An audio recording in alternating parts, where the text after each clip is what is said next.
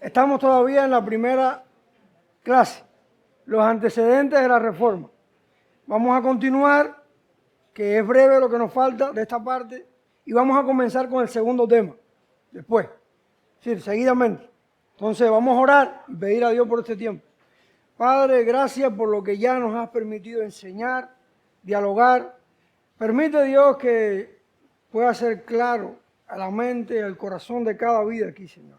Ayúdame a hablar con claridad, a explicar con claridad, para bien de tu iglesia, Señor, para salud de tu iglesia, Señor, para que la iglesia esté preparada para los tiempos que nos ha tocado vivir. Ruego, Padre, que tú me ayudes, me guíes, me auxilies, Señor, y que obres con poder, Señor. En el nombre de Jesús. Amén. Amén. Bueno, estamos viendo el contexto. ¿Cuál era la situación integral en la cual surgió la reforma? ¿Qué factores, qué cosas influyeron? Y estamos viendo la primera parte, la situación de la iglesia. ¿Cuál era la situación de la iglesia? Hemos visto que la iglesia se convirtió de una comunidad de creyentes en una institución poderosa que tenía más poder que reyes y que tenía poder sobre toda la iglesia dominándola. Hemos visto que el Papa, como tal, de ser un obispo de Roma, se convirtió en el líder de la iglesia occidental y pretendía tener apoyo bíblico, pretendía tener apoyo histórico para esto. Hemos visto también acerca de los sacramentos, cómo los sacramentos fueron corrompidos y se añadió el número, la corrupción, dándole a los sacramentos un poder que realmente Dios no se lo da en la palabra. Como que el bautismo tiene la capacidad de perdonar pecados y también la Eucaristía o Santa Cena también tiene la cualidad de perdonar pecados y aún beneficia a los muertos. Todo eso está corrompido y se plantea que el pan y el vino, por la consagración del sacerdote, que eso no lo dije, se convierte en el cuerpo y la sangre de Jesucristo. Y que ya, tomando una parte, como Cristo está en los dos elementos, no hace falta el otro, por eso es que se le da la hostia solamente. Y vimos también la penitencia, que tenía 4 partes. La contrición, que es la primera parte, que era el sincero arrepentimiento. La confesión, que había que confesárselo a un sacerdote. La absolución, el sacerdote decía perdonado, estás perdonado.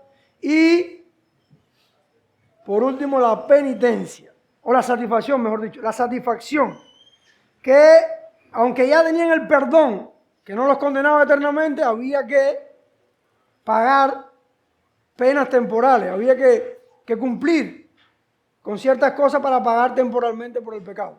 Vimos con respecto a esto que para no tener que pasar por la satisfacción, no tener que llevar a cabo esas penas temporales, se podía pagar, se podía aprovecharse de las indulgencias que conmutaban o quitaban esas penas.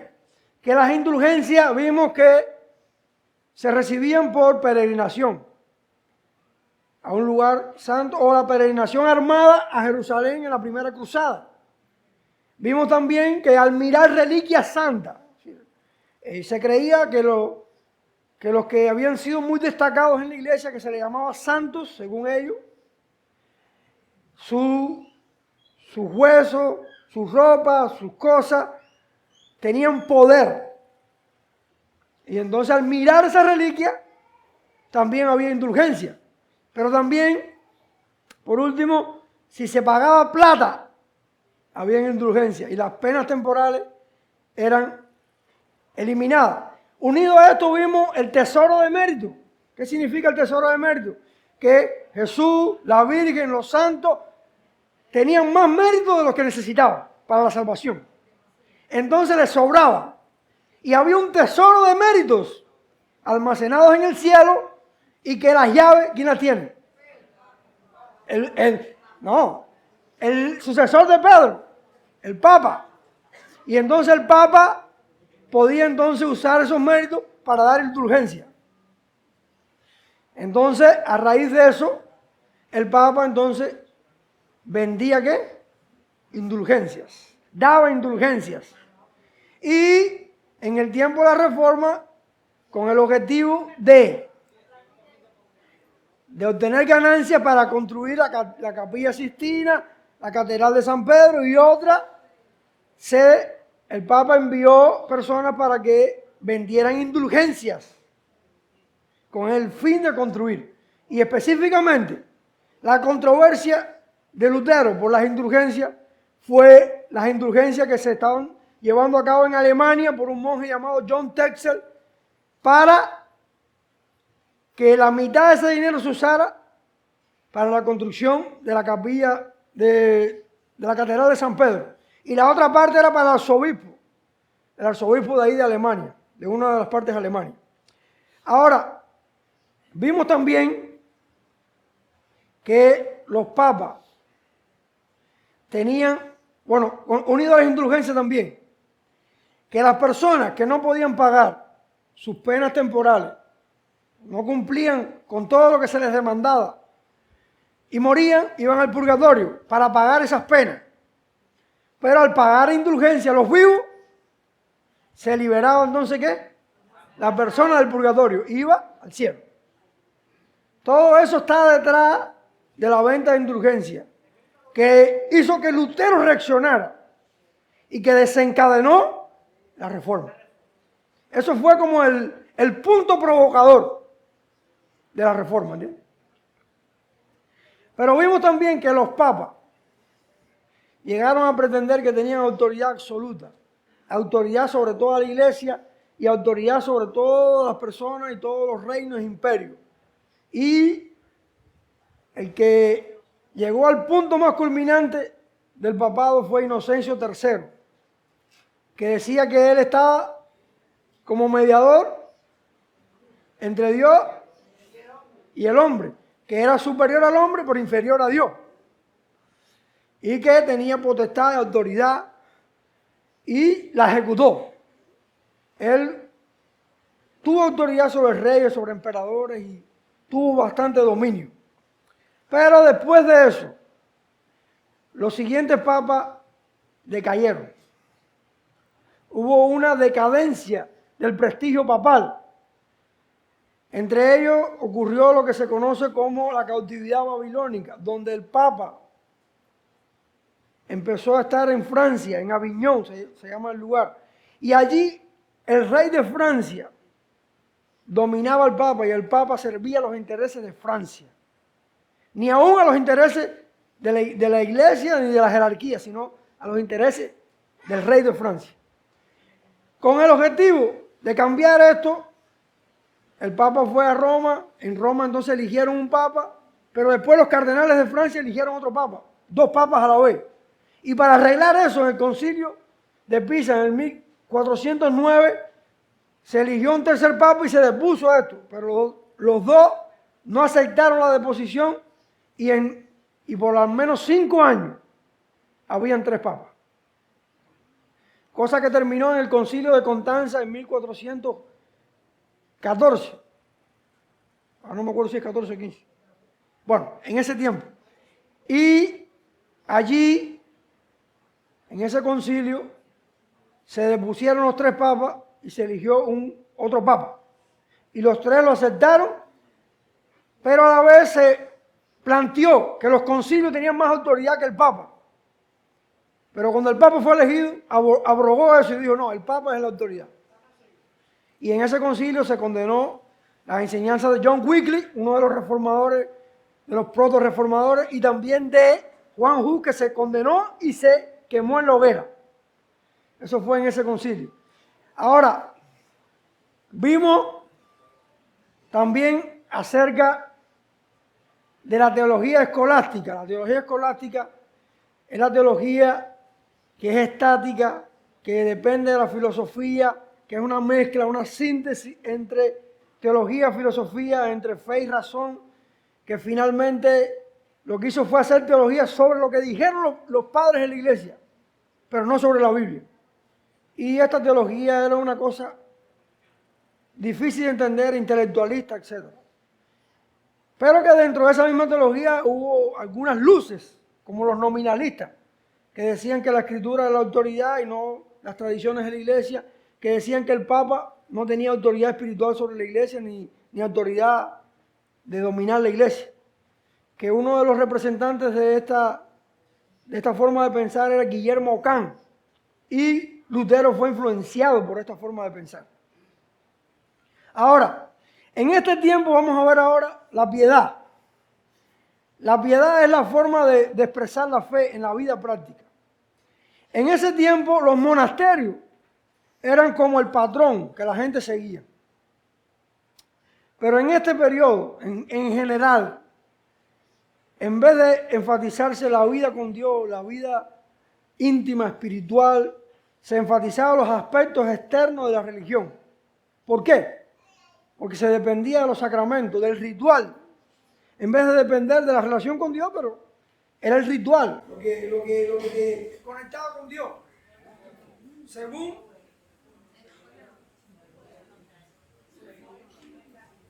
la opinión de ellos. Bueno, vamos a continuar. Dijimos que en cuanto a la vida con Dios, la piedad, el enfoque estaba en seguir la piedad de los monjes, de los monasterios.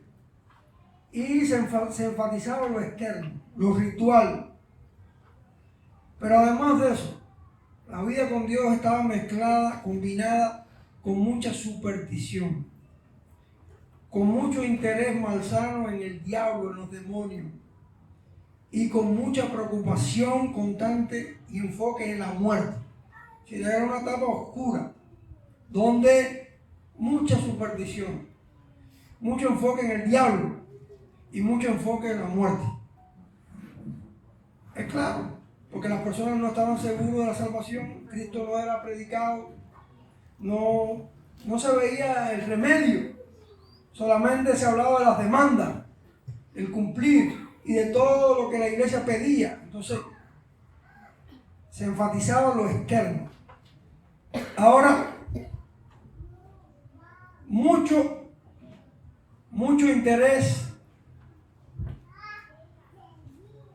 también en la penitencia y en la forma exacta en la cual se puede recibir las indulgencias.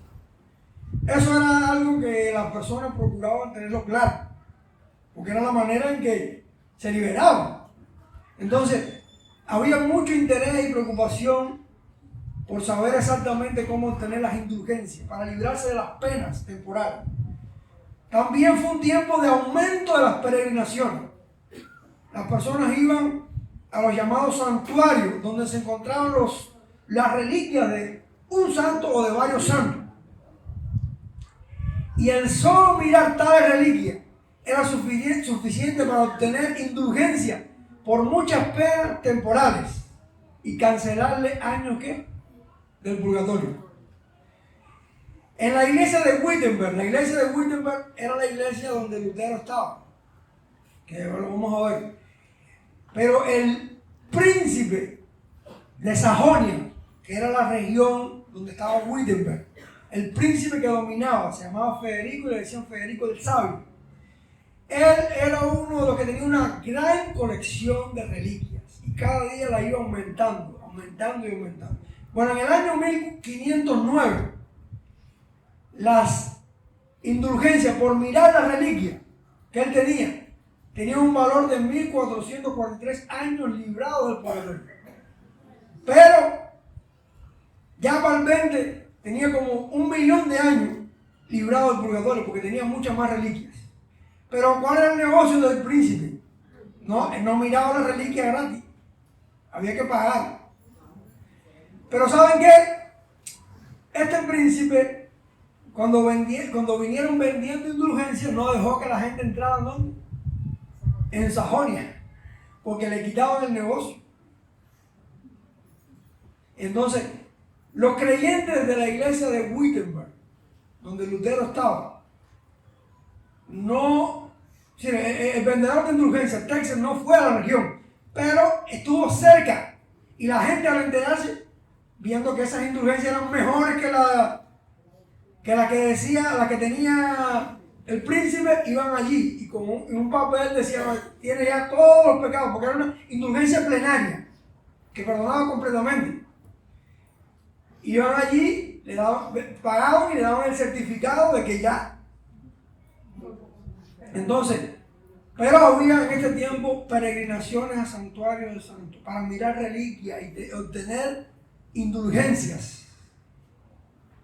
Ahora, en las reliquias de Federico, si el día de todos los santos, que es el 1 de noviembre, según se recibía perdón, si miraba la reliquia ese día, se recibía perdón pleno de todas las penas temporales. Si ese día iba y miraba, tenía solución de las penas temporales. Ahora, fue un tiempo también donde aumentó el misticismo. El misticismo enfatiza la relación directa con Dios.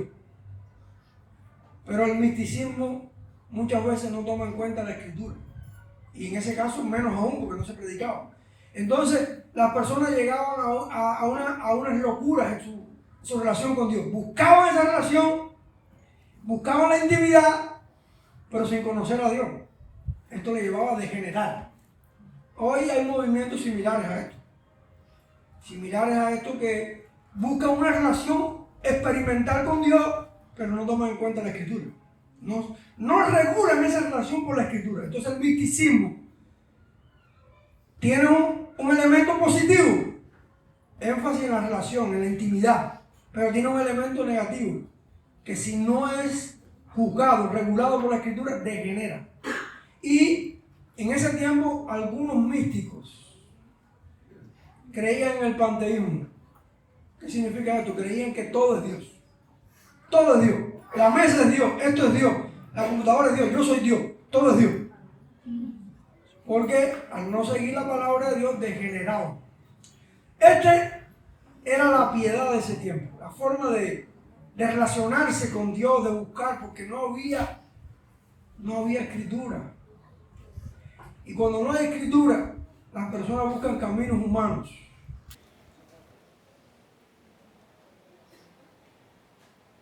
Bueno, mis hermanos, resumiendo esta parte, la situación religiosa de la Edad Media se había deteriorado seriamente, no solo debido a la transformación del dogma de la Iglesia, sino también debido a ciertas prácticas populares que fueron aceptadas por aquella e incorporadas como parte de su dogma oficial.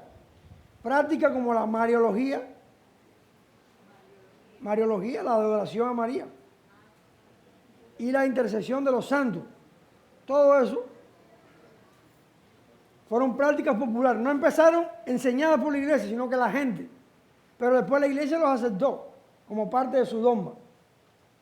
Eso es algo que sucede muchas veces porque, según la iglesia católica, ellos tienen dos fuentes o a veces tres de autoridad: la escritura y la tradición. La tradición es lo que van aprendiendo, lo que van surgiendo, y las personas empezaron a creer en la intercesión de María, en los santos, y se hizo grande eso, lo aceptaron. Y así iban desarrollando esta forma de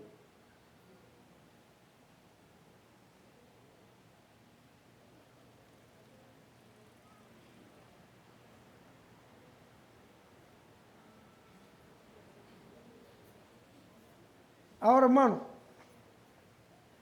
ahora vamos a ver lo que se conoce como los protoevangelios o los predecesores de la Reforma. Ya los mencionamos ahorita. Los valdenses, John Wycliffe, Juan Hus y Savonarola también. Principalmente John Hus y John Wycliffe son considerados predecesores de la Reforma, personas que ya apuntaron a esa dirección.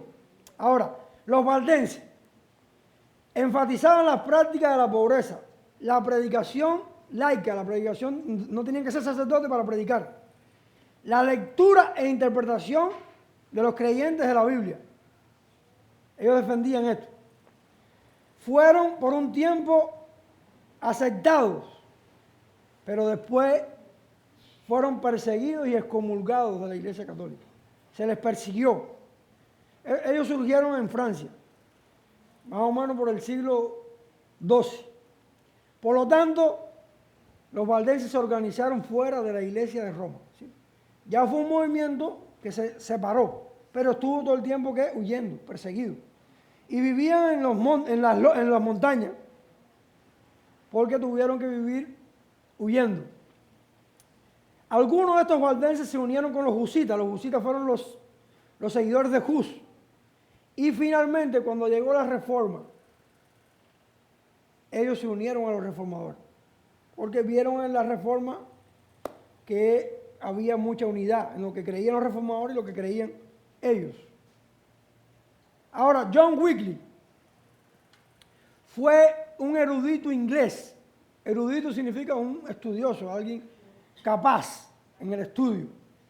Él tradujo la Vulgata. La Vulgata es la Biblia católica.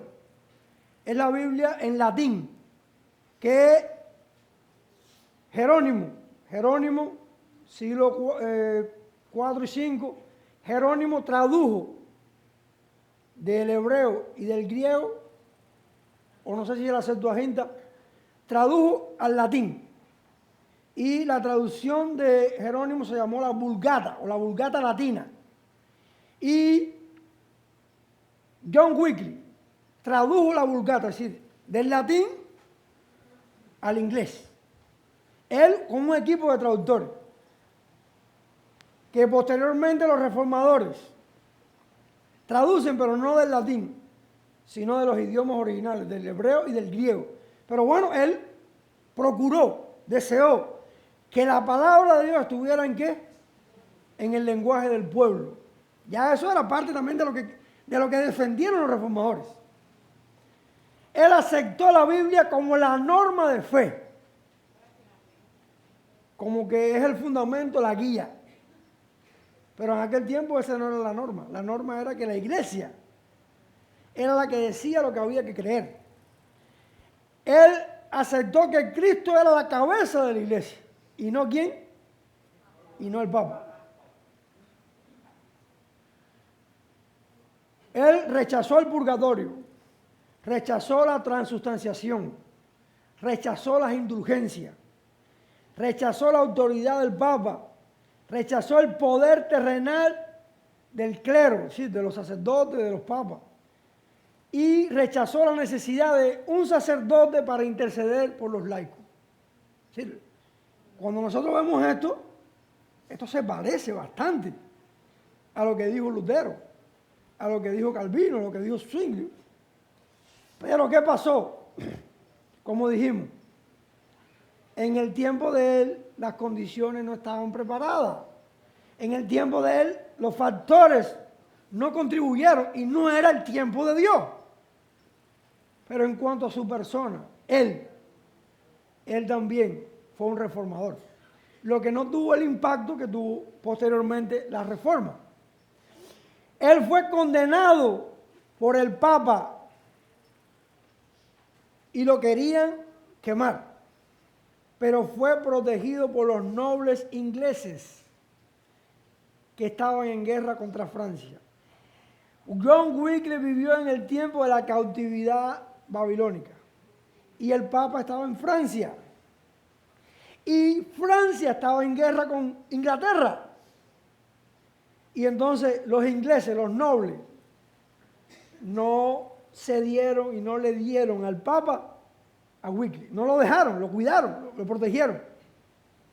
Ahora, sus seguidores organizaron sus propias comunidades en las cuales la predicación de la palabra era central. Él creó un grupo de predicadores laicos, de predicadores que no eran sacerdotes, eso es lo que significa laico, que eran del pueblo común, y los preparó y los envió. Y a ellos se les llamó los lollardos o los predicadores pobres, que salieron hablando de estas enseñanzas de él. Él murió de muerte natural, él no, al final fue protegido. Pero él fue una voz que apuntó hacia la reforma. Ahora, estas enseñanzas llegaron a Bohemia.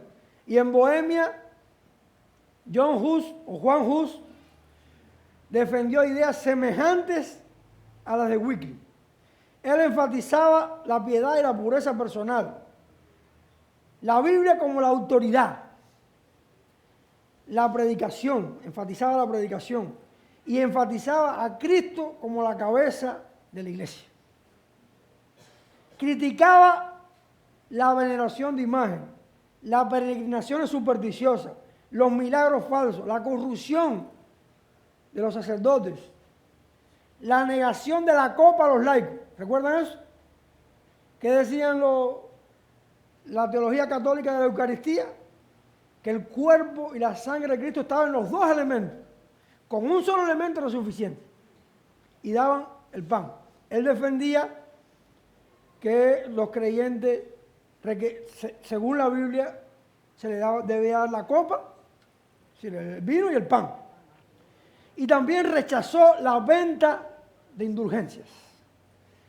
Ya vemos Lutero no empezó la reforma, no sé si me entienden.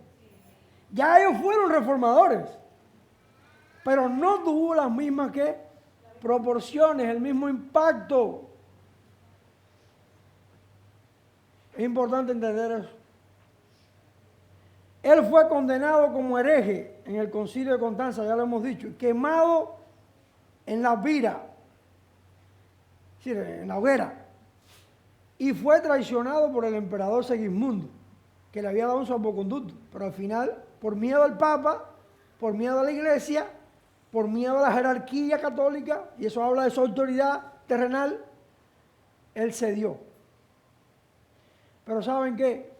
Juan Hus murió cantando salmos en la hoguera, cantando salmos al Señor.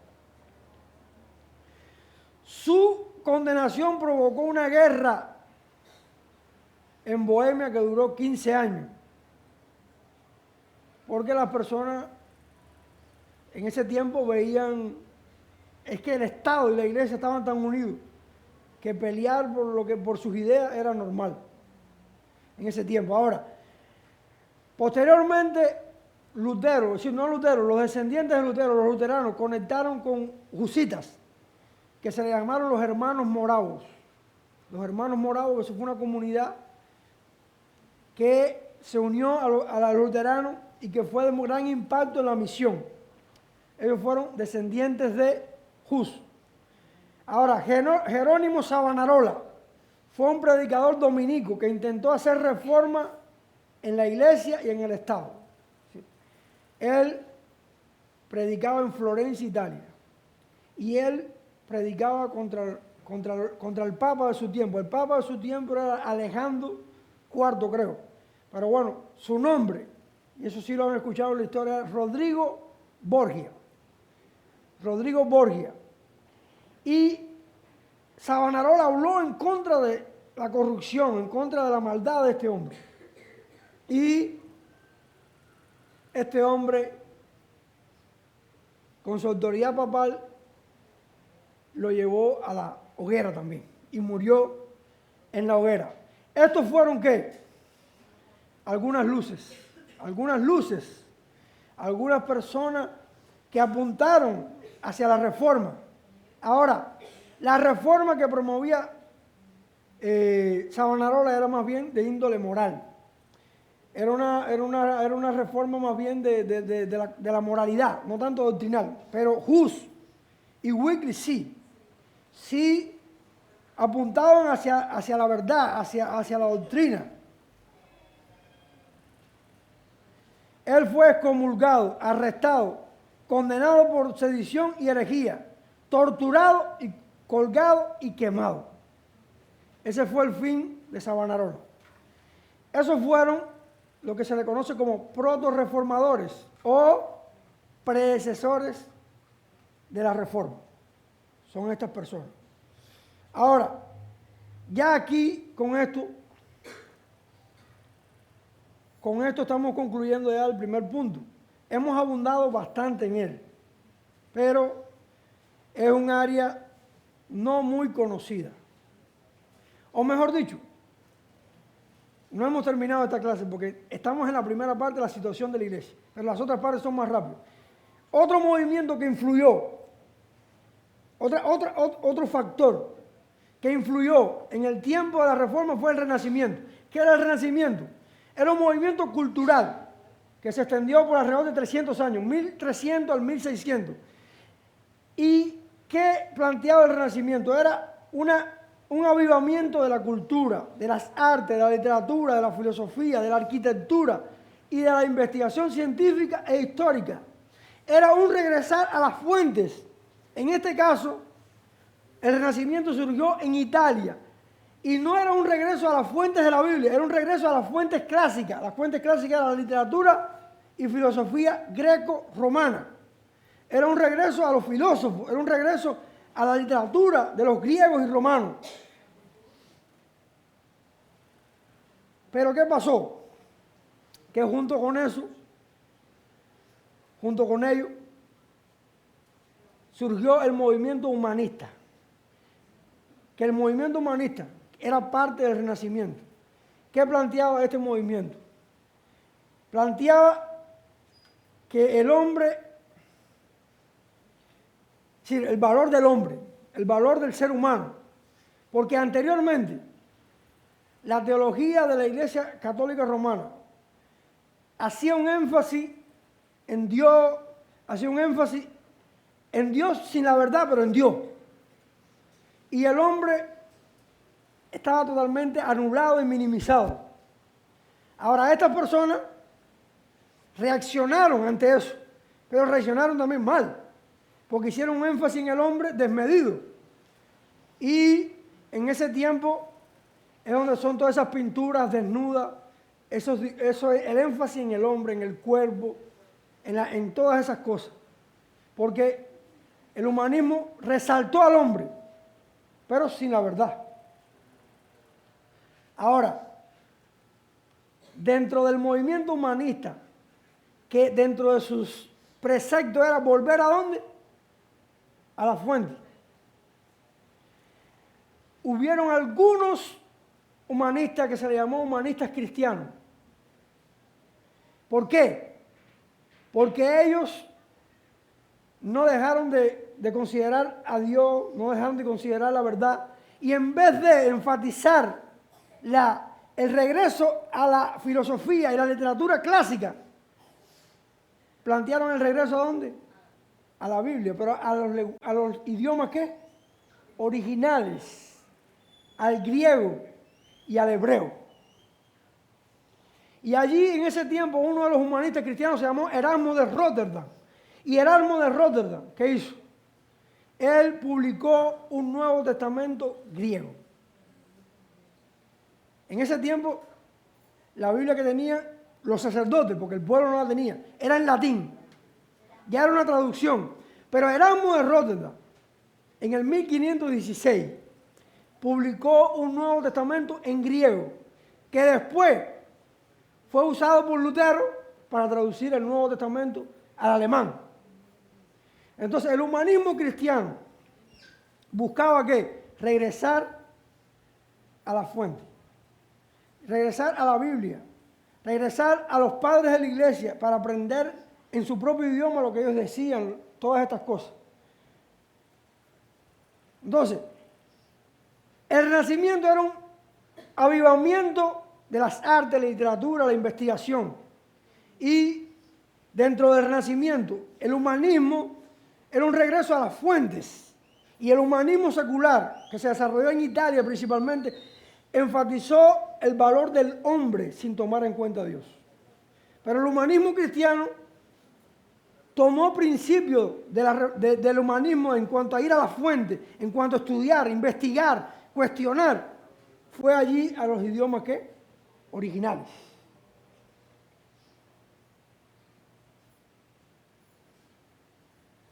Dice, por un estudio cuidadoso de la historia y la filología, los humanistas ponen en tela de juicio muchas cosas que se habían aceptado como verdaderas por siglos. Ejemplo de esto es un humanista secular, Lorenzo Valla. Era un humanista italiano que demuestra que un documento que tenía la Iglesia Católica que se llama la donación de Constantino era un fraude, era falso. Y la donación de Constantino era que Constantino, cuando era emperador, le donó al Papa varias regiones de Italia para que fueran del papado. Pero este humanista juzgó eso, lo estudió según las fuentes filológicas, es decir, el estudio de las letras de la literatura, y descubrió que era un fraude, porque había sido hecho en otra época, era falso. Pero en esto se fundamentaba la autoridad papal, en fraude, habían otros más. Ahora, eso fue en cuanto al Renacimiento. El Renacimiento fue relevante para la Reforma, ¿por qué? Porque los llevó ¿a dónde? A la Biblia, a la fuente, a los idiomas originales. Y allí se hicieron múltiples traducciones de la Biblia. Lutero hizo una, William Tyndale hizo una al inglés y otros muchos. Casiodoro de Reina posteriormente hizo al español. Muchos volvieron a ¿qué? A los idiomas. Pero todo esto fue influido por el Renacimiento, por el humanismo, que llevó a ir a las fuentes. Ahora, otra cosa que afectó el tiempo de la Reforma fue las condiciones políticas y socioeconómicas. En ese tiempo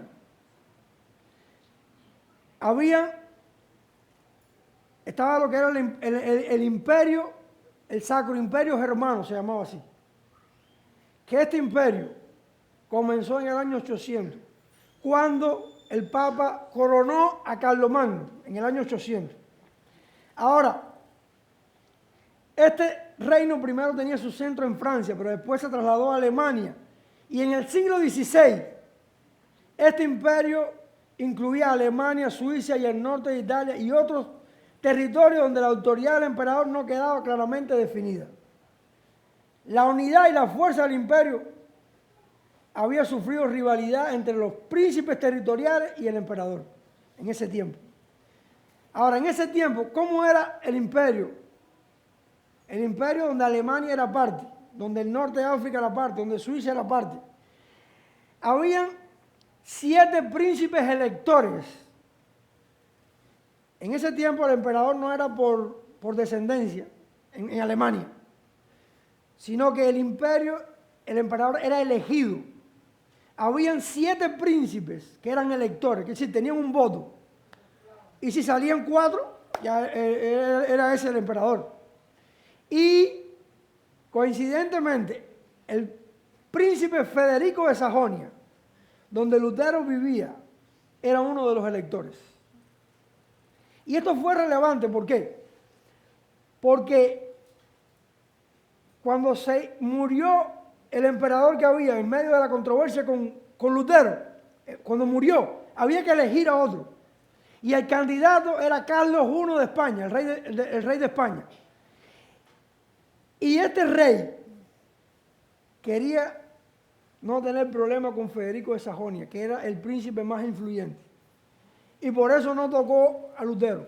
Y en medio de todo eso, él estuvo en guerra con los turcos otomanos y también con el rey de Francia. Y en medio de todo eso, para no tener problema con el príncipe elector, él no fue directo contra Lutero.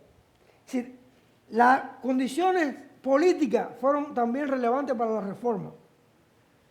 Porque estaba la soberanía de Dios. Y recuerden, no les enseño, la providencia de Dios que dice que Dios controla todos los eventos que ocurren. Los más grandes, los pequeños, todo.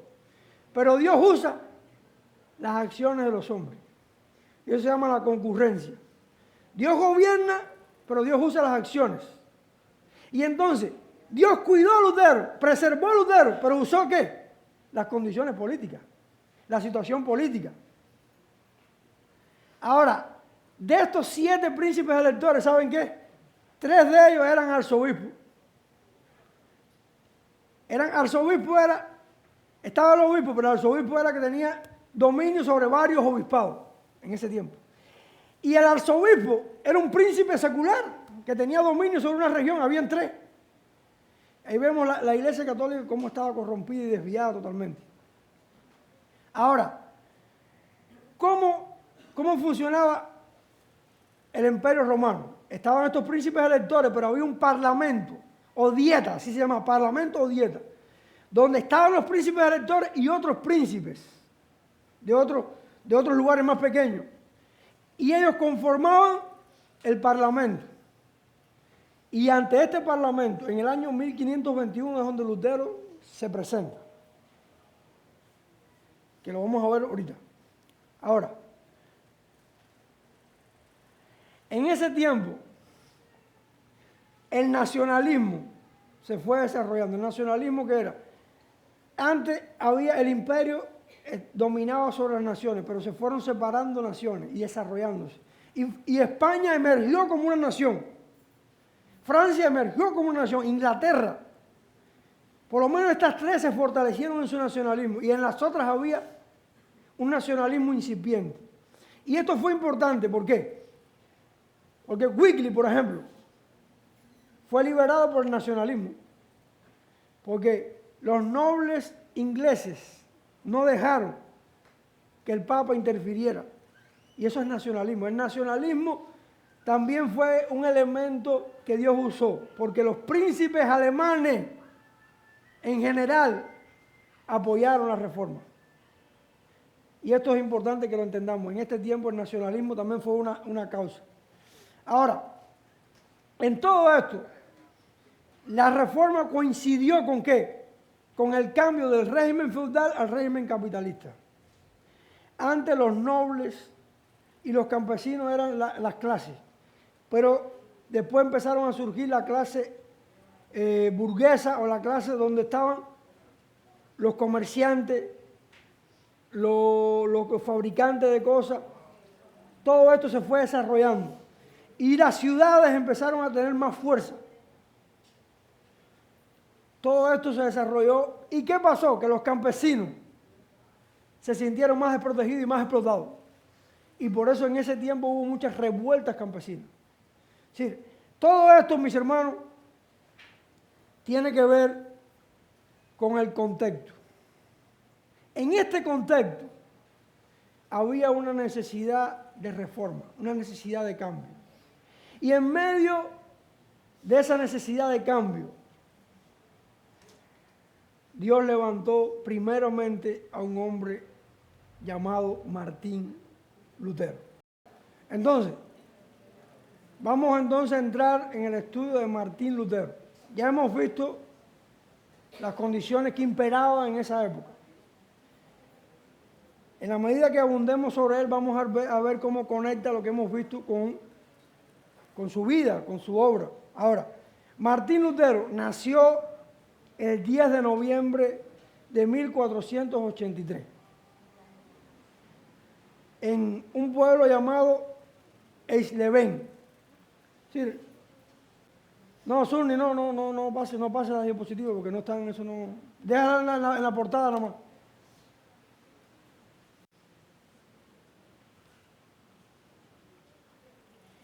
En un pueblo de Sajonia, conocido como Eisleben. Ahora, su padre se llamaba Hans y su madre Margareta. Esa era una familia originalmente campesina, pero su padre después se dedicó al negocio de la minería. Y cuando Lutero empezó a despuntar y se empezó a ver que él tenía dotes intelectuales, su padre quiso que Lutero estudiara abogacía, derecho, para que pudiera ayudarle en su negocio, en la minería. Y Lutero, después de pasar los tiempos básicos, entró en la Universidad de Erfurt en el año 1501. Y allí se graduó de bachiller en artes, que eso implicaba retórica, gramática y lógica. Ese era el bachiller en arte. Y ya en 1505, Lutero se gradúa en maestro de artes libres, es decir, una maestría, que allí implicaba música, aritmética, geometría y astronomía. Es decir, él se fue desarrollando y terminó su bachiller y terminó su maestría. Durante todo el estudio, el énfasis mayor era sobre las enseñanzas de Aristóteles, en todas esas enseñanzas, quien era conocido sencillamente como el filósofo. Ahora, después que él terminó su maestría, tenía varias opciones: estudiar teología, estudiar jurisprudencia, que era abogacía, o estudiar medicina. Ahora, en ese momento que él terminó, antes de decidirse y empezar, Lutero tuvo una experiencia traumática. Lutero fue y visitó a su familia, y en el regreso, Lutero enfrentó una gran tormenta, rayos, y temió por su vida. Pensó que iba a morir. Y en su desesperación, tomando en cuenta la religiosidad de ese tiempo, él gritó: Santa Ana, sálvame. Santa Ana, sálvame y me haré monje. Es decir, él dijo este voto. Santa Ana era la patrona de los mineros y se cree que era la madre, creo que de José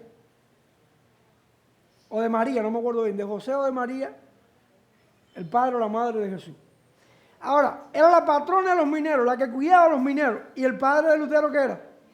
Minero. Ahora, Lutero no murió, pero Lutero no se olvidó de su voto. Y cuando fue allí, llegó a Erfurt, se reunió con sus amigos, les regaló los libros que tenía para estudiar y dijo: voy a entrar al monasterio y me haré monje. Y seguidamente Lutero entró en el monasterio de los agustinos eremitas en Erfurt. Y allí empezó primero su noviciado. Su noviciado era que estaba a prueba. Todavía no era monje, era candidato a monje. Pero desde un principio Lutero destacó como monje. Destacó y fue aceptado como monje. Ahora, Lutero tuvo esta experiencia. Y por esta experiencia inmediata, él quiso ser monje, pero se ve por las angustias de Lutero, por su lucha espiritual, que Lutero tenía una preocupación más grande que morir. Él tenía una preocupación más grande, que era su salvación eterna. Él estaba preocupado por su salvación eterna. Y entonces, como monje,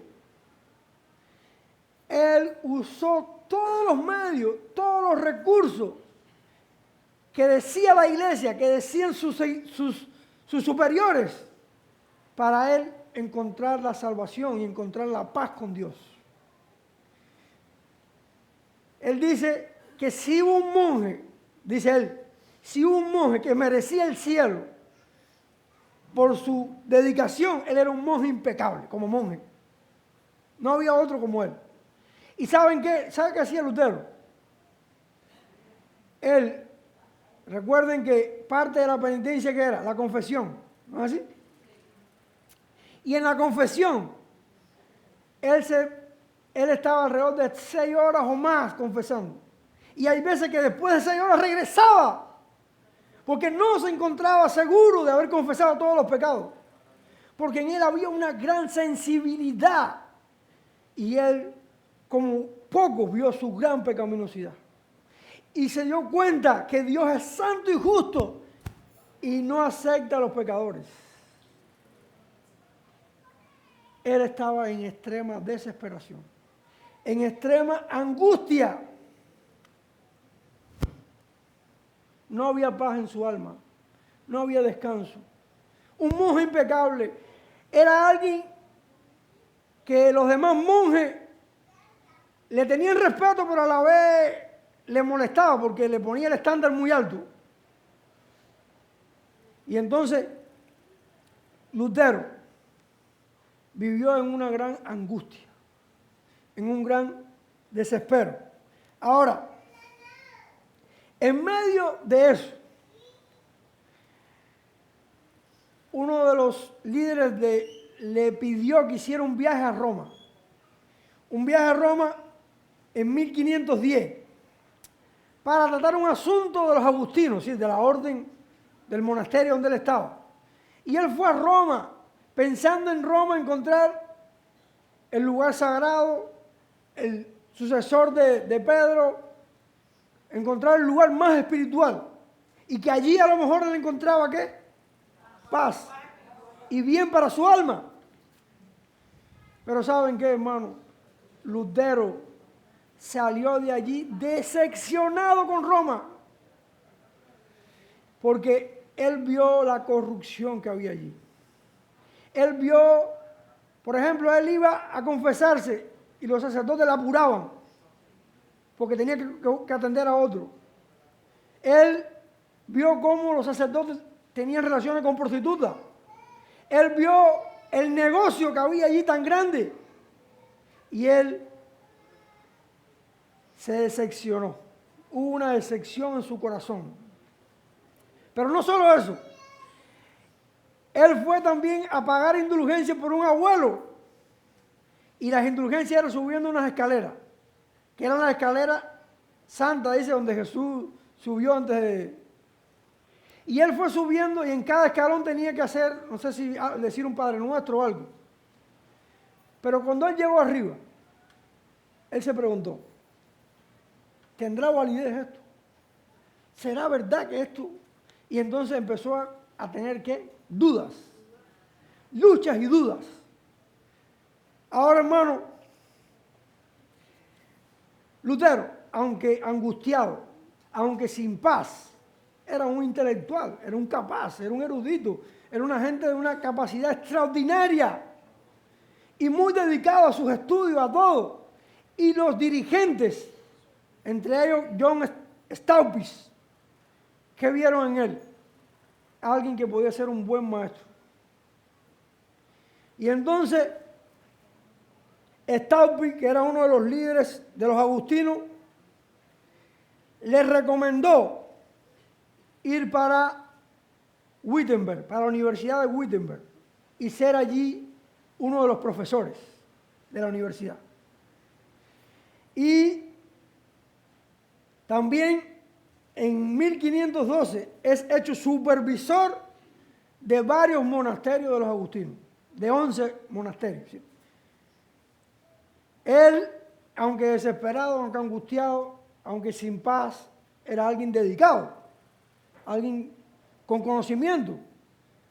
Y esto le ganó el respeto y fue puesto en esos puestos. Ahora,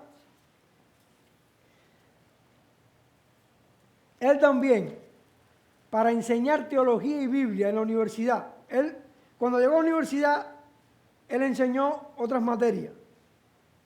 Pero para enseñar teología y Biblia, tenía que ser doctor en teología. Y él, mientras estaba allí, ya cumpliendo su labor de profesor, hizo el doctorado. Y regresó en un tiempo a Erfurt, a la Universidad de Erfurt. Y allí hizo su doctorado en teología. Y sustituyó a John Staupitz en la cátedra de teología y Biblia. Y él, sin estar seguro de ser salvo, con un alma angustiada, con un alma desesperada, empezó a enseñar en la universidad. Pero en sus enseñanzas acerca de la Biblia, él encontró la verdad. Fíjense los caminos que usa Dios. Él fue a trabajar, fue a cumplir una labor, pero se expuso a la Biblia y para enseñarla la estudió. Y el Espíritu Santo abrió sus ojos y le permitió ver la verdad. Y la verdad le liberó. La verdad de la palabra de Dios libera. Las tradiciones de los hombres esclavizan, pero la verdad libera. Por eso, Los reformadores, y eso es un paréntesis, por eso los reformadores después procuraron traducir la Biblia al idioma para que la gente la leyera y la conociera. Por eso enfatizaron que lo central en la iglesia es la predicación. Por eso enfatizaron la predicación expositiva de la Escritura. Porque la verdad de la palabra de Dios es la que libera. La verdad de la palabra de Dios es la que libera. Y Lutero empezó a enseñar, primero por el libro de Salmos, después enseñó Romanos, enseñó Hebreo, enseñó Gálatas. Y cuando, según él refiere, años después, tal vez por el 1513 a 1515, en el estudio de Romanos, específicamente en el capítulo 1, él entendió la verdad fundamental del Evangelio. Él entendió la verdad fundamental del Evangelio.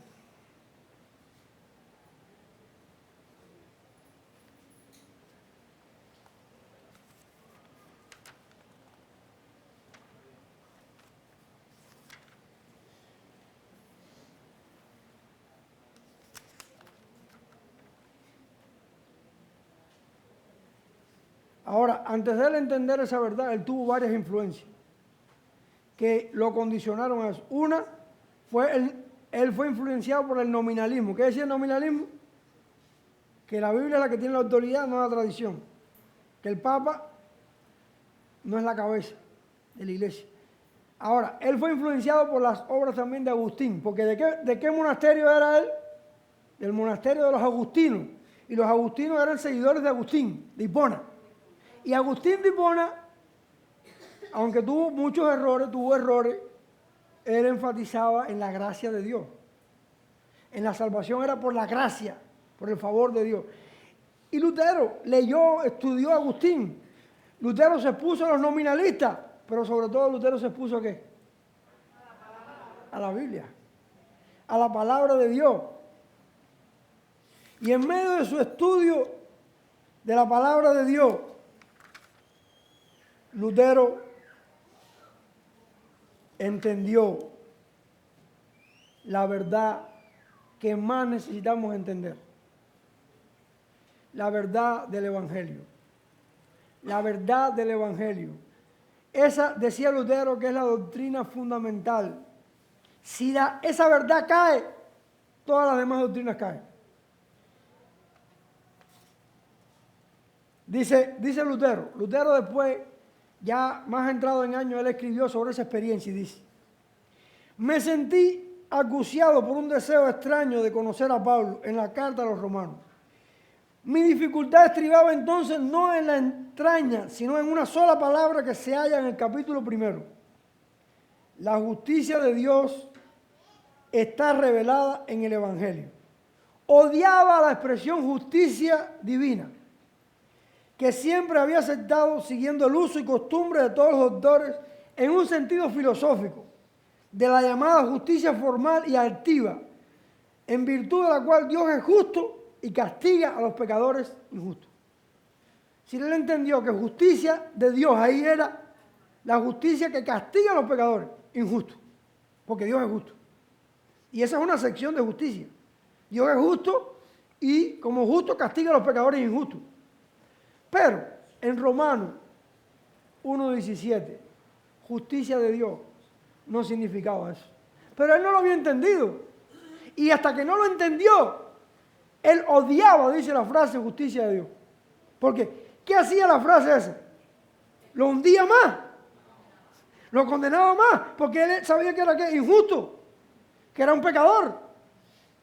Y si tú sabes que tú eres pecador y sabes que Dios es justo, sabes que lo que te espera es la condenación eterna. Porque Dios no tendrá por inocente ¿qué? Al culpable. Dios no tendrá por inocente al culpable. Ante la justicia de Dios, los pecadores injustos merecen ¿qué? Condenación. ¿Y saben qué? Romanos capítulo 1 al 3, nos deja ahí, hasta el versículo 20 del 3. Todos están bajo condenación. La ley nos ha revelado ¿qué? El pecado. No es justo ni a uno. Y Lutero, al ver la justicia de Dios, se sintió ¿qué? Más condenado. Y en vez de amar a Dios, en vez de amar esa justicia, la odiaba. Dice, a pesar de que mi vida monacal era irreprochable, su vida como monje, me sentía pecador ante Dios, con la conciencia más turbada, y mis satisfacciones resultaban incapaces para conferirme la paz. Las satisfacciones, ¿qué es lo que era? El cumplimiento de las penas temporales. Dice, mis satisfacciones resultaban incapaces para conferirme paz. Mis hermanos, era alguien que tenía clara su pecaminosidad. Alguien que buscó hacer todas las satisfacciones que le plantearon los líderes de la iglesia. Pero eso no le confería paz, no había paz. Porque cada vez que él veía su pecado, ya nunca podía estar seguro de estar limpio completo. Era una angustia total. Ahora, no le amaba, sino que cada vez aborrecía más al Dios justo, castigador de pecadores. Contra ese Dios me indignaba, alimentando en secreto, si no una blasfemia, si al menos una violenta murmuración. Dice, no bastará, me preguntaba, con que los pecadores miserables y eternamente perdidos por el pecado original fuesen castigados con toda suerte de males por la ley del decálogo. ¿Por qué es necesario entonces que por el Evangelio añada a Dios nuevo sufrimiento y lance contra nosotros también a través del Evangelio su cólera y su justicia? Pero aparte de la ley también el Evangelio lo veía como castigo también. ¿Por qué es necesario? Entonces, no, dice, en estas circunstancias estaba furioso, con la conciencia agitada y rabiosa. No obstante, volvía y revolvía este pasaje, expoliando por el ardiente deseo de escudriñar lo que Pablo quería decir en él. ¿Qué vemos aquí, hermano? Un hombre que sabía claramente su condición, pecador, bien pecador. Un hombre con el deseo y el anhelo de ser salvado. Un hombre que hizo todas las obras posibles para salvarse. Pero un hombre que no encontraba paz en sus obras, no encontraba paz en las enseñanzas de la iglesia, no encontraba paz en todo lo que hacía. Y en vez de disfrutar de la salvación, lo que odiaba a Dios, porque se veía condenado ante ese Dios, se había perdido ante ese Dios. Pero no obstante eso, era alguien que a la vez buscaba, alguien que a la vez seguía escudriñando, seguía buscando. Ahora, hasta que al fin, por piedad divina, tras meditar noche y día, percibí la concatenación de los dos pasajes. La justicia de Dios se revela en el Evangelio. Conforme está escrito, el justo vive por la fe. Entonces, ¿qué dijo Lutero? Esta justicia no es por obra, es por fe, es por creer. Dice, comencé a darme cuenta de que la justicia de Dios no es otra que aquella por la cual el justo vive el don de Dios, es decir, de la fe. Y que el significado de la frase era el siguiente: por medio del Evangelio se revela la justicia de Dios, o sea, la justicia pasiva, en virtud de la cual Dios misericordioso nos justifica por la fe, conforme está escrito, el justo vive por la fe. Me sentí entonces un hombre renacido, y vi que me habían franqueado las compuertas del paraíso. Voy a explicar un poco eso, porque Lutero, ¿qué entendió Lutero? Que él era un gran pecador. Entendió que él no podía hacer nada para salvarse, porque lo había hecho y no encontraba la salvación. Pero al leer las Escrituras, él entendió que la manera en que una persona es aceptada por Dios no es por sus obras, sino es por la fe en la obra de Cristo. En la fe que se revela en lo que Cristo hizo, o que confía en lo que Cristo hizo. Porque ahora, los que creen en Cristo, la obra perfecta de Cristo es imputada, o puesta a la cuenta de ¿qué? Del que cree. Entonces, el que cree en Cristo recibe entonces la justificación. Y ya no es condenado por ninguno de sus pecados pasados, ni presentes ni futuros. Porque ahora es cubierto ¿con qué? Con la justicia de Cristo. Con la justicia de Cristo. Y la justicia de Cristo es su perfección. Según la teología católica, según la práctica católica, las personas eran salvadas por la fe y por sus obras. Y por sus méritos, y por los méritos de los santos, y por los méritos de no sé quién. Pero ¿qué decían ellos? Cristo no es suficiente. La fe en Cristo no es suficiente. Hay que hacer obras. Hay que cumplir. Y Lutero se esforzó por cumplir. Pero no encontró la salvación ni la fe. Porque por las obras de la ley, dice la Biblia, nadie será justificado delante de Dios.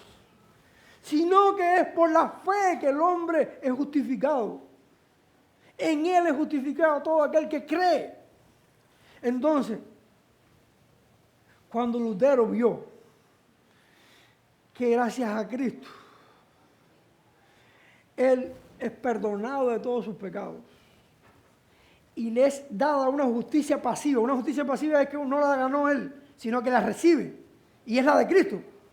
Cuando él creyó en eso, él entendió el Evangelio.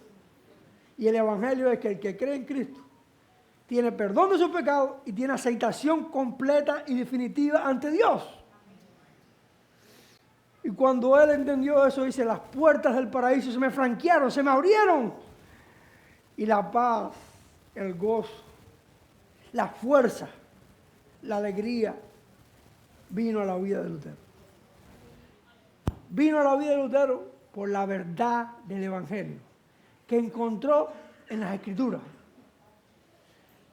Mis hermanos, y esto es uno de los lemas, y lo vamos a ver más adelante, de la Reforma: la sola fe. La sola fe. La sola fe es que solo por la fe en Jesús somos salvados. Solo por la fe en Jesús somos salvos.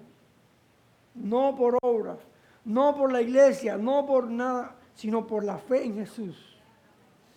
Pero ¿saben qué? Si creemos eso y confiamos en eso, el aparato de la Iglesia Católica se cae. Porque ¿en qué se fundamentaba la Iglesia Católica? En que ellos eran mediadores. Los sacerdotes le daban los sacramentos, y los sacramentos eran los que hacían que las personas fueran perdonados. ¿Entiendes? Entonces, ahora, por la fe en Cristo, el hombre podía relacionarse con Dios. Y no necesitaba los sacerdotes y los mediadores. Y esto es importante, hermano. Nosotros no necesitamos mediadores humanos. Los pastores no son mediadores. Los pastores, según la Biblia, las cartas pastorales, tienen la función de conocer las Escrituras y enseñárselas al pueblo. Y guiar al pueblo según las Escrituras. El trabajo de los pastores es exponer las Escrituras, enseñar las Escrituras. Que el pueblo de Dios la conozca, porque cuando tú conoces las Escrituras, tú encuentras la verdad. ¿Y la verdad te hace qué? libre, libre. Y Lutero,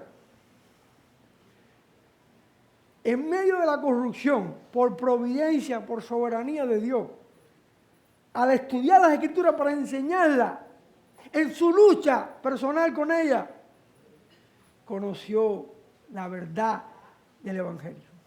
Conoció la verdad más trascendental que tú y yo necesitamos conocer.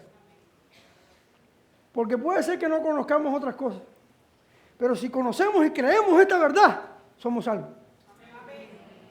Porque el hombre no se justifica por sus obras. El hombre no es aceptado por Dios por sus obras.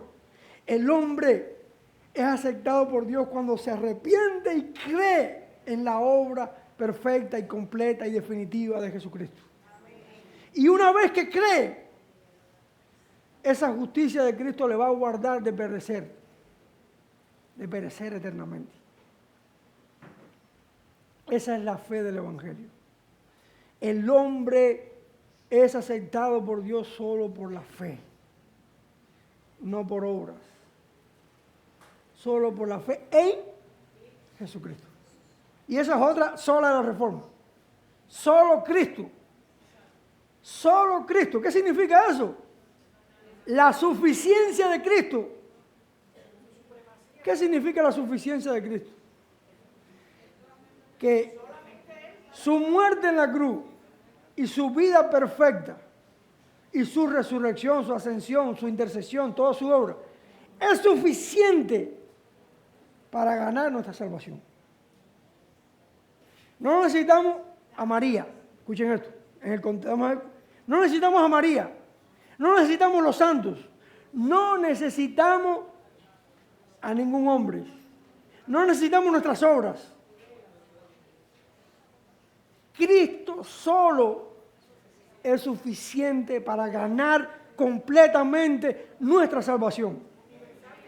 Nuestra salvación. Les invito a buscar. ¿La comida ya está ahí? Pregunten si está. ¿No está? Bueno, vamos a ir a buscar. Les invito a buscar un texto. Romanos, capítulo 5. Romanos 5:1.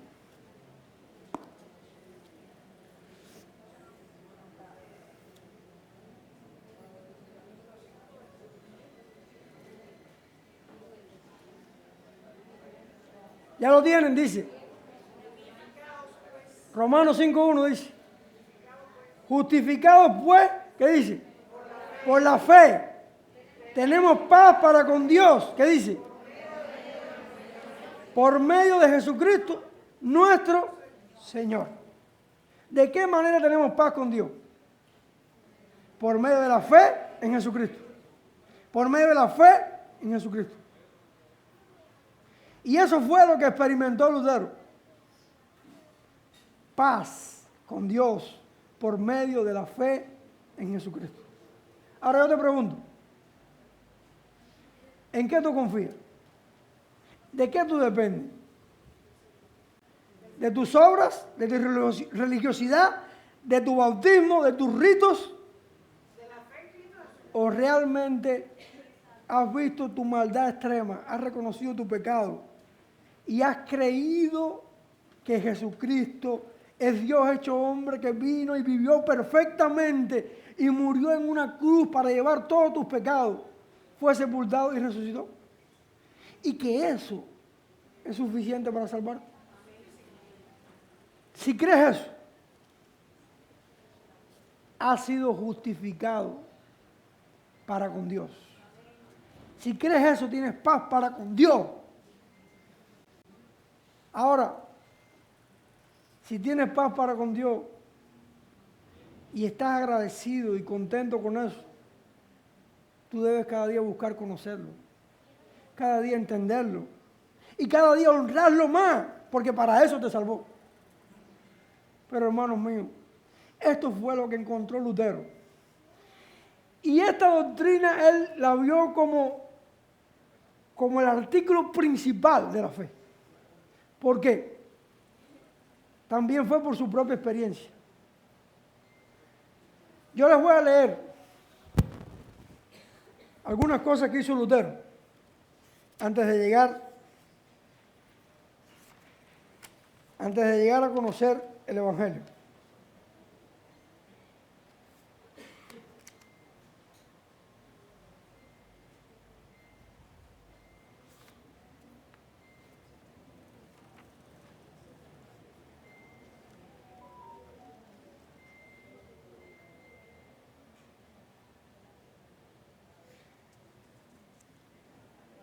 Miren, hermano, en 1507, cuando Lutero ya estaba apto para ser sacerdote, él se le permitió hacer una misa. ¿Sí? Una misa es la cena del Señor. Y dice, él mismo nos cuenta que su primera misa en mayo de 1507 era una experiencia de terror para él. De acuerdo a la doctrina de la transustanciación, los elementos de pan y vino eran cambiados en la verdadera carne y sangre de Cristo por medio de las palabras del sacerdote. Parece que Lutero, al darse cuenta que él, pecador indigno, tenía en sus manos el cuerpo y la sangre de Dios, Dios justo y santo, fue sobrecogido de un terror indecible y que trató incluso de huir del altar. Sus superiores, para quienes tales escrúpulos no eran desconocidos, le ayudaron a terminar la misa, pero la experiencia de terror en la presencia de Dios se grabó en la mente de Lutero. La Santa Cena, ¿qué es? Es una celebración, es un disfrute de lo que hizo Cristo por nosotros. Pero como él no entendía el Evangelio, él entendió que estaba ante la misma presencia por la teología. Y lo que se llenó fue ¿qué? De terror, de desespero.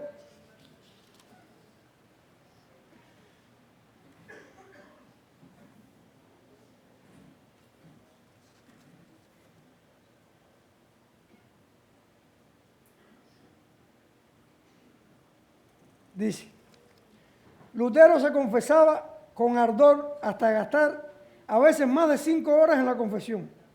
Pero la confesión tenía ciertas limitaciones.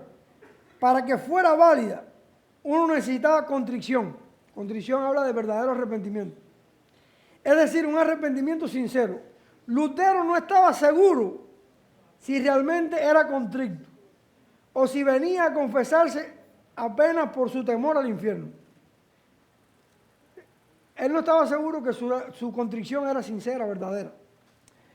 El otro problema era que para ser perdonado, el pecado tenía que ser confesado. ¿Qué pasaba entonces si uno se olvida algún pecado? Así que ni el camino de la confesión podía brindarle paz. No debemos pensar que Lutero andaba constantemente con temor y temblor por su pecado. Sin embargo, su conciencia de ser pecador, su concepto de un Dios santo, inaplacable, le impedían encontrar paz. Lutero mismo nos dice que llegó hasta odiar a Dios y con esto se le sumó la preocupación si tal cosa era blasfemia, si tal cosa era el pecado imperdonable.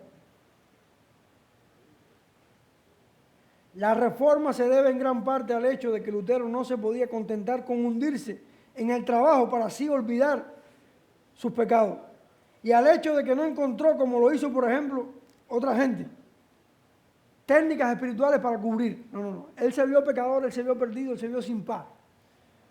Esto ilustra el estado de este hombre.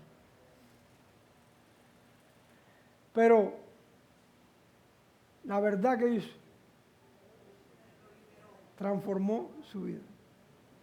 Transformó de la desesperación, del terror, de la angustia, al gozo, a la paz, a la seguridad. Esta fue la experiencia liberadora que trajo el Evangelio en la vida de este siervo de Dios, de Lutero. Ahora,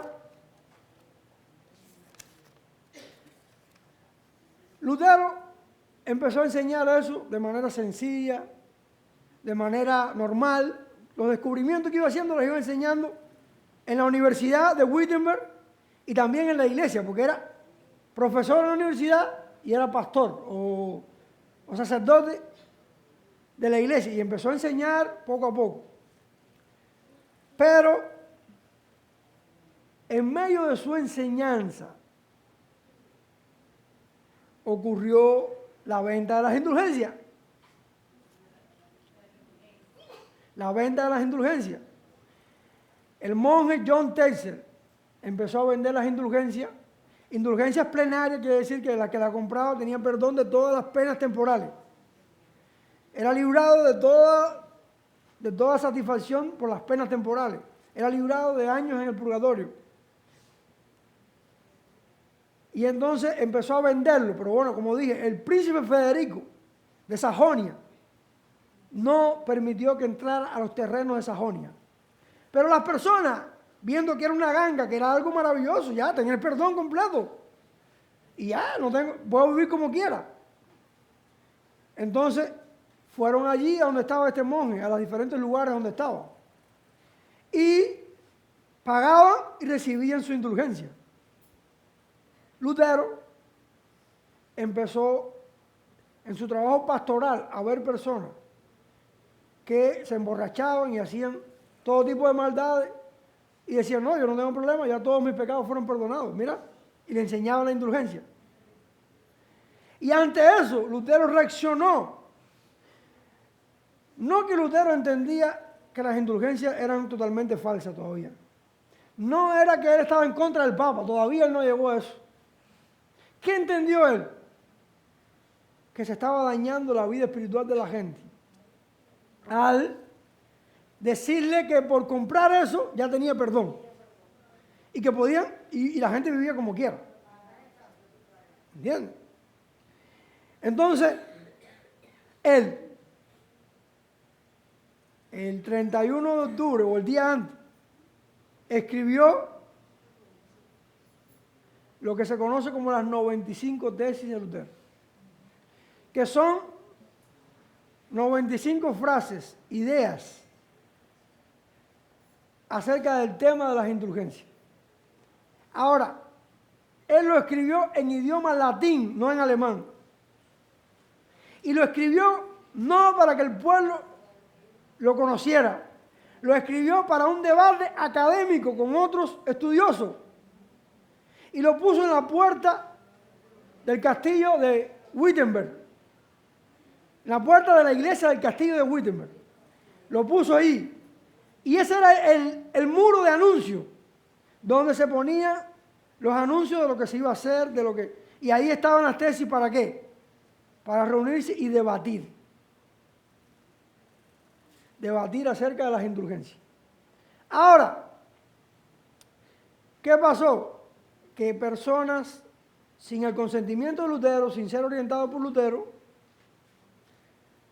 copiaron las tesis, las tradujeron al alemán, lo llevaron a la imprenta y en pocos días las 95 tesis de Lutero estaban en alemán en toda Alemania. Y esto llegó a oídos de el arzobispo de Maguncia, que era el que había enviado a Tetzel, y al Papa León X. Y entonces primero el Papa dijo, no, ese es un borracho alemán. Y no le hizo caso. Pero al pasar el tiempo, cuando las personas leían las indulgencias, empezaron a entender que eso no era útil, que eso no les ayudaba, y empezaron a bajar, ¿qué? Las ganancias. Y empezaron a perder. Y ya al Papa sí le empezó a preocupar eso. Le empezó a preocupar su bolsillo, su barriga. No la iglesia, no el bien de la gente, sino su bolsillo, su barriga, su bienestar. Ahora, Lutero después escribe contra eso. Al final no hubo el debate, pero las tesis llegaron y se corrieron. El Papa quería que Lutero fuera a Roma, pero el príncipe Federico lo protegió, lo guardó, porque sabía que si iba a Roma, de Roma no salía. Y fue llamado ¿a qué? A retractarse. Buscaron todas las maneras para... Primero usaron los líderes de los agustinos. Usaron al príncipe Federico. Usaron a diferentes representantes del Papa. Buscaron maneras de qué? De que Lutero se retractara y que no siguiera por esa línea. Y Lutero, en medio de todo eso, empezó a estudiar más, a profundizar más, y empezó a juzgar más profundamente las indulgencias, y llegó a conclusiones ¿qué? Más radicales. Y ya empezó a ¿qué? A cuestionar el valor de las indulgencias completamente, y a entender que eso no era válido. Empezó a entender que el Papa no tenía la autoridad que decía tener. Y todo esto le llevó a radicalizarse y a defender otro principio, que es el principio de la sola escritura. Pero escuchen esto, hermano, porque hay que entender la historia. Porque si uno lee de Lutero, Lutero no fue perfecto. Lutero en todas las áreas no estuvo totalmente en lo claro, ni se sometió totalmente a toda la verdad de la Escritura. ¿Por qué? Porque Lutero fue entendiendo las cosas gradualmente, en la medida que él la estudiaba y la aprendía. No es el caso de nosotros muchas veces, porque si nosotros estamos en una iglesia que se enseña constantemente la palabra, se nos instruyen los fundamentos desde un principio, ya tú tienes las cosas ahí, ¿entiendes? Gracias a la Reforma. Lo tienes ahí. Pero Lutero no. ¿Cómo fue Lutero entendiendo las cosas? A medida que venía el ataque, él profundizaba y entendía. Pero entendía hasta un punto. Después profundizaba y entendía hasta otro punto. Y así fue su desarrollo teológico.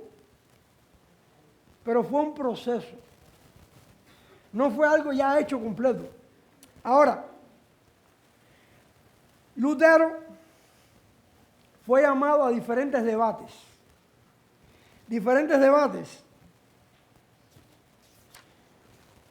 Y voy a hablar de uno en específico, que es muy importante.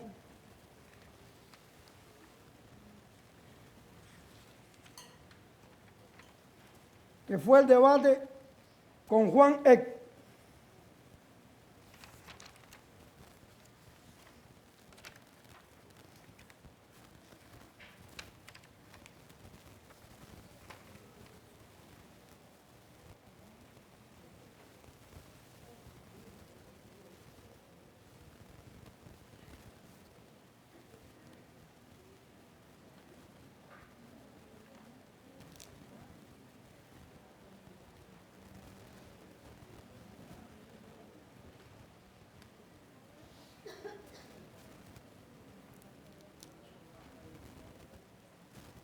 Dice, en 1519, Lutero puso las tesis en el 17.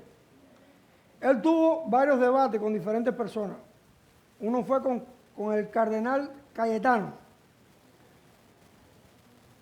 Pero en 1519, el profesor de la Universidad de Ingolstadt, Juan E., invitó a Andreas Caltag. Andreas Caltag era otro profesor de Wittenberg, que había aceptado las ideas de Lutero, para un debate público en la Universidad de Leipzig, y expresa el deseo de que Lutero también vaya. Ahora, ¿cuál era el tema del debate? La primacía del Papa. Si el Papa de verdad tenía autoridad sobre toda la iglesia y era la máxima autoridad. En ese debate, Lutero dice que los decretos que afirman la primacía del Papa eran más bien recientes, es decir, de los últimos 400 años. ¿Qué hizo Lutero ahí? ¿Usó qué? La historia. Y usó las investigaciones de quién? De los humanistas.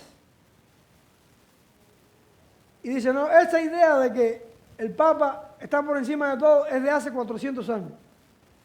Usó la historia. Y que antes el obispo de Roma no había tenido mayor autoridad que cualquier otro obispo. Por su parte, Eck dice que Lutero defiende los conceptos de Juan Hus. Si Lutero usó la historia, ¿para qué? Para decir que las ideas de que el Papa era el que tenía la autoridad eran recientes. Pero ¿qué hizo el contendiente? Lo asoció con Juan Hus. Pero según los católicos, ¿quién era Juan Hus? Un hereje. Fue condenado en la hoguera. Entonces, ¿qué estaban diciendo? Tú también eres un hereje. Y estaba moviendo la opinión pública para que Lutero fuera ¿qué? Condenado por hereje, igual que Juan Hus. Ahora, Lutero contesta que encuentra muchas cosas evangélicas y cristianas en las opiniones de Hus. Con esto Lutero tiene que admitir que no solo el Papa, sino aún un concilio de la Iglesia puede errar. Porque ¿dónde fue condenado Juan Hus? En el concilio de Constanza, en 1515. Ahora, Lutero tiene que admitir que no solo el Papa, sino aún un concilio de la Iglesia puede errar, ya que Juan Hus había sido condenado por un concilio de la Iglesia. Él dice que apelar a la Biblia en contra de papas y concilios es pura herejía. Escuchen esto, hermano. Él dice que el apelar a la Biblia en contra de papas y concilios es pura ¿qué? Herejía. Porque pone el juicio de individuo contra el juicio de la iglesia entera. Varias veces en el debate él le pregunta a Lutero, ¿es usted el único que sabe algo? Porque, escuchen esto, si Lutero seguía diciendo que el Papa se equivocó, que el concilio se equivocó, entonces estaba diciendo que la iglesia completa estaba equivocada. Entonces, ¿qué le está diciendo el contendiente? Ah, entonces tú eres el único que sabe las cosas.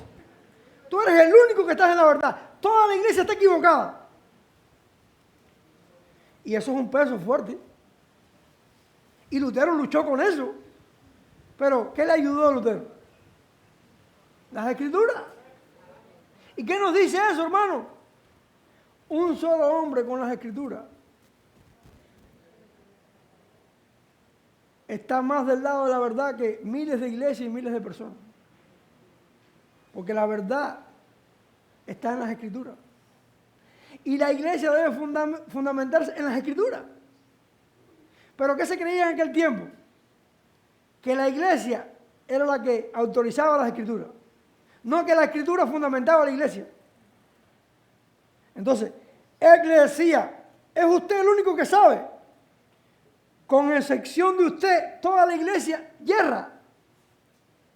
Lutero contesta que Dios ha hablado en ocasiones incluso por un asna y que su deber como teólogo cristiano es defender la verdad independientemente de las diferentes autoridades.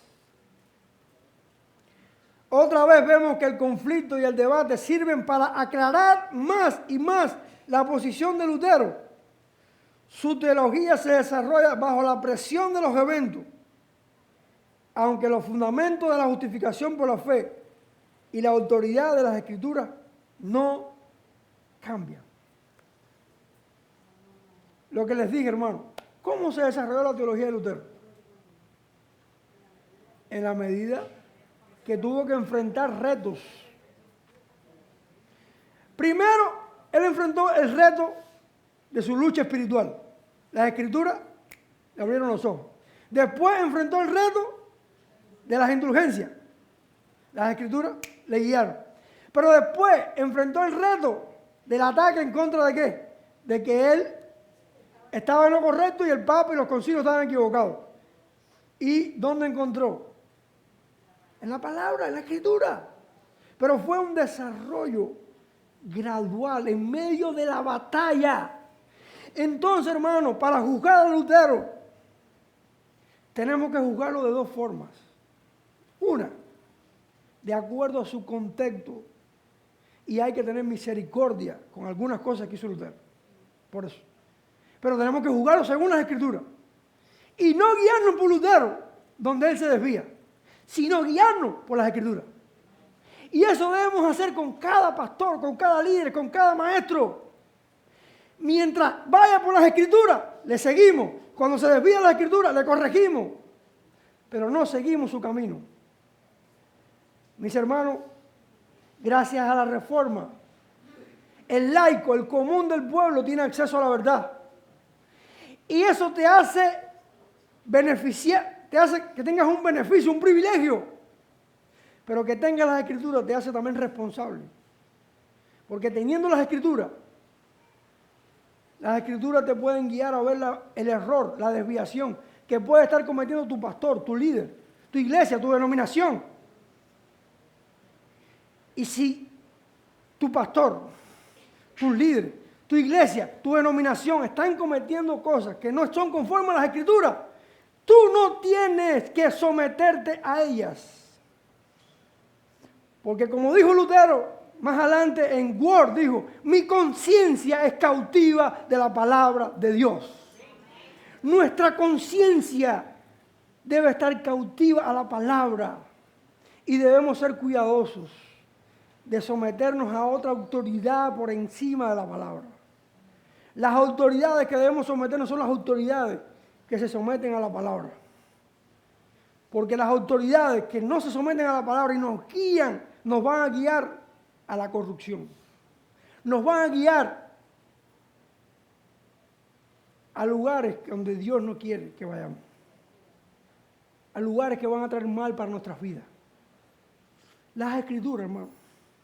Las Escrituras debe ser el juez supremo por el cual se juzga toda otra autoridad.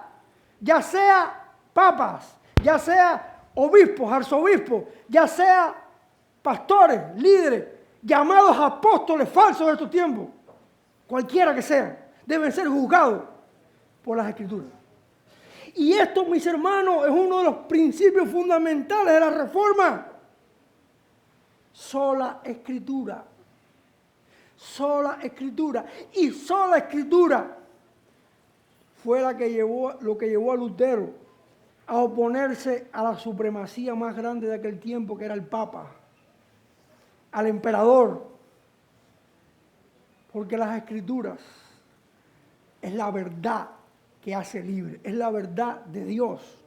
Y en ella es donde debemos permanecer, aunque tengamos que chocar con papas. Porque hay papas modernos. Aunque tengamos que chocar con arzobispo, aunque tengamos que chocar con cualquiera que pretenda tener autoridad sin la palabra. Iglesia, aprende de la Reforma. Someterse a autoridades espirituales que guían a la iglesia sin la palabra es terminar en caminos errados. Es terminar en caminos que pueden ser de muerte en vez de caminos de vida. El camino seguro para ti, para mí, para la iglesia de todos los tiempos es uno solo: la palabra de Dios, las Escrituras. Y todo lo otro tiene que estar en concordancia total con las Escrituras. Lo que no está en concordancia con las Escrituras, no debemos aceptarlo. No debemos aceptarlo. En cuestiones de fe, de conducta, en cuestiones de vida espiritual, la Escritura es la autoridad. La Escritura y solo la Escritura. Y mis hermanos, la historia nos da lecciones. La historia nos da lecciones. ¿Dónde terminó la iglesia sin la Escritura?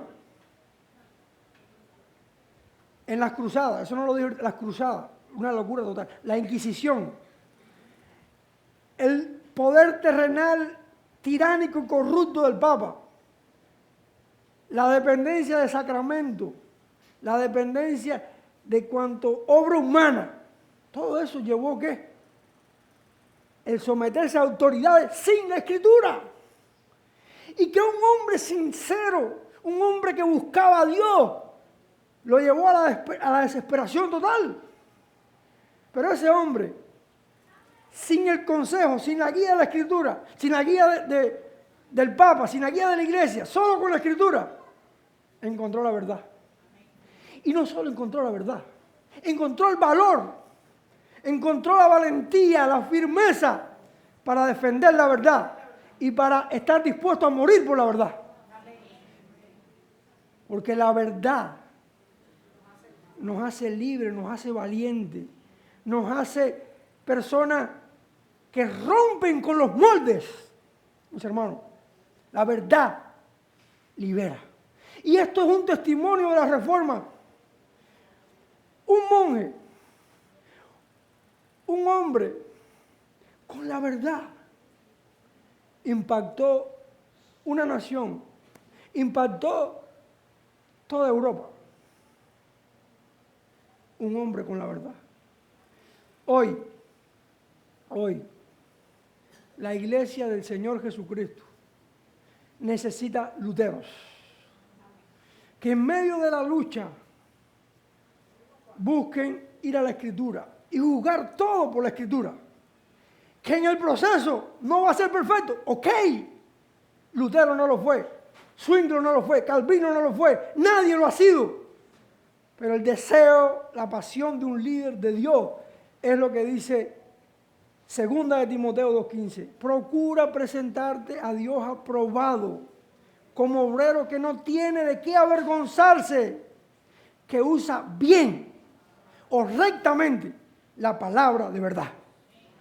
La palabra de verdad. Tu tarea, si eres pastor, si eres líder, es trazar la verdad. De una manera que la gente la conozca, la entienda, la crea. Tu tarea principal es darle alimento sólido y bien fundamentado al pueblo de Dios. Iglesia, si quieres vivir a la manera de Dios, si quieres glorificar a Dios, procura que tus pastores amen la palabra. Procura que tus pastores, tus líderes, estudien la palabra, estén creciendo en eso y que estén dispuestos a ser confrontados primeramente con ella y que estén dispuestos a enseñarla aunque lo odien, lo rechacen, aunque nadie lo quiera, aunque la gente piense lo que piensen, pero que la Escritura sea lo que salga de sus enseñanzas, de sus mensajes, de sus predicaciones. Y que todo lo que haga hacer en la iglesia busque la manera de que esté bien fundamentado. Procure, porque no somos perfectos, pero procure. Si quieres una iglesia viva, una iglesia sana, una iglesia que honre al Señor, tiene que tener líderes así. Pero tiene que tener iglesias que velen por eso. De lo contrario, ¿sabe? Una mala noticia. Si no tienes pastores así y no tienes una iglesia que procure eso, tu iglesia va a degenerar. Porque si no te guía la verdad, ¿qué te va a guiar? Las tradiciones humanas. Si no te guía la verdad, te va a guiar el subjetivismo de los hombres, las emociones de los hombres, las falsas revelaciones de los hombres. Y no la Escritura. Y no la Escritura. Entonces, hermano, voy a terminar aquí. Después continuamos un poco con Lutero y entraremos en Zwingli y Calvino. Ya estamos aplicando, sí, las otras partes ya las estamos haciendo ya, en el proceso. Porque uno de los propósitos es enseñar los principios o enseñanza fundamental de la Escritura. Ya vimos brevemente que la sola fe, ¿no es así? Solo Cristo, y vimos también sola Escritura. Vamos a ir hablando y después lo vamos a tocar particularmente, pero vamos a orar. Señor, en el nombre de Jesús, gracias por esta oportunidad de exponernos a la historia, de ponernos a tu obrar en medio de los tiempos. Señor, tú nos estás llevando a ver cosas que pasaron, en las cuales debemos reflexionar para no repetir los errores, para no caer en desviaciones, sino para andar por el camino de tu palabra, para andar por el camino seguro, por el camino que tú quieres que tu iglesia ande, Señor. Señor amado, ayúdame, Señor, a explicar, a enseñar, a exponer a cada uno de los que están aquí aquellas cosas que sucedieron realmente, aquellas cosas que son vitales e importantes para nosotros. Señor, te lo pido en el nombre de Jesús. Amén. Amén.